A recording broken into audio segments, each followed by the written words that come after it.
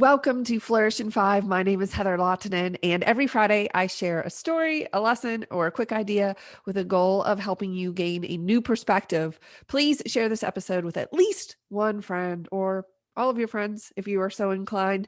Part of my approach with these episodes was to make them easy to produce. So I told myself no scripting, which has proven very difficult for my brain. I just don't want to plan these. I want to share with you in real time what's happening in my life and the lessons I'm learning. So here goes.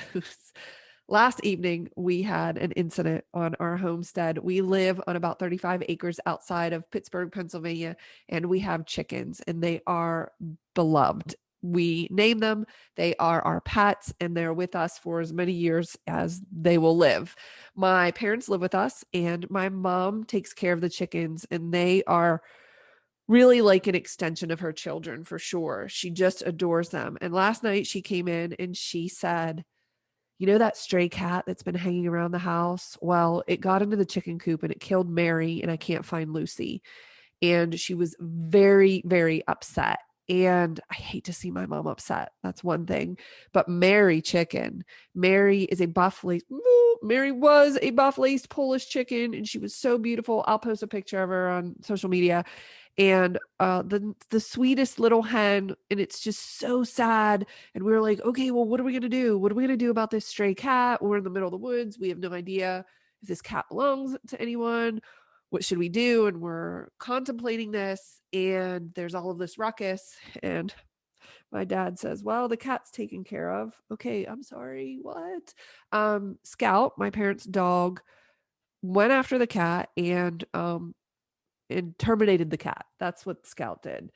And mom says, he's just protecting the homestead. This is what he does. And I'm saying, this is crazy. Why is this dog ripping apart cats? And we have 3 cats in our home.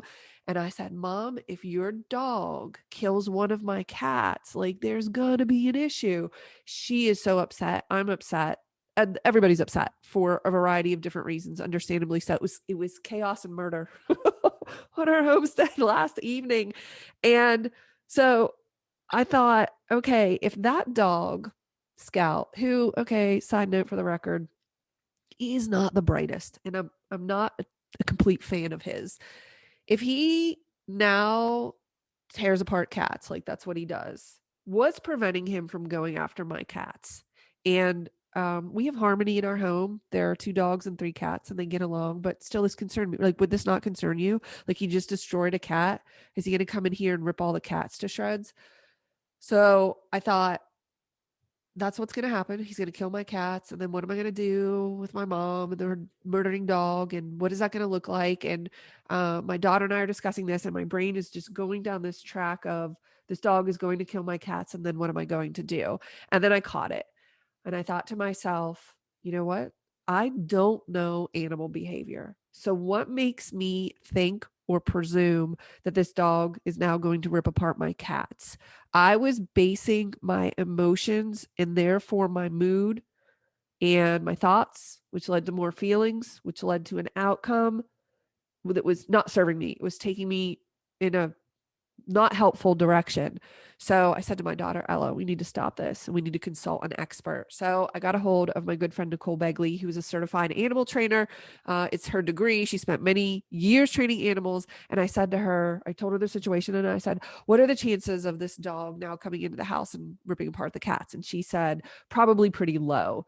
It depends on the dynamic in the house, but if he's used to those animals in the house, most likely the reason he did that was based on the chase and the adrenaline and your mom being upset and all of the commotion. So that probably won't happen in the home. So I told this to my daughter and my mom, and we all calmed down a little bit. And the point to this story is not the murder and mayhem on the homestead. The point is, how often are you basing your thoughts and feelings, and therefore your actions, what you do or don't do, on wrongful assumptions? My guess is that you're doing it all the time, every minute of every day. You are just believing something as fact without ever even questioning the initial thought.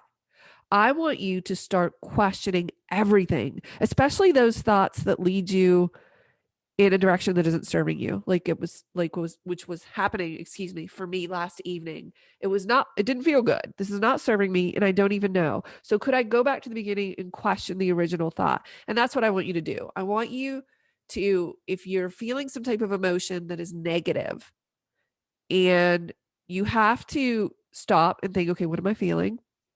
And then what is the thought that produced that feeling? Oh, the thought is, that the dog's going to eat the cats. Okay, how do I know that to be true? I just would assume that was true. And then again, my feelings, it just spiraled from there. So I want you to question everything, because look at the first three letters in the word assume. That's what you are when you just believe everything you think. I saw this quote recently, and forgive me, I don't know who said it, but it just said, don't believe everything you think. And I think that that's solid advice. I'll see you in the next episode.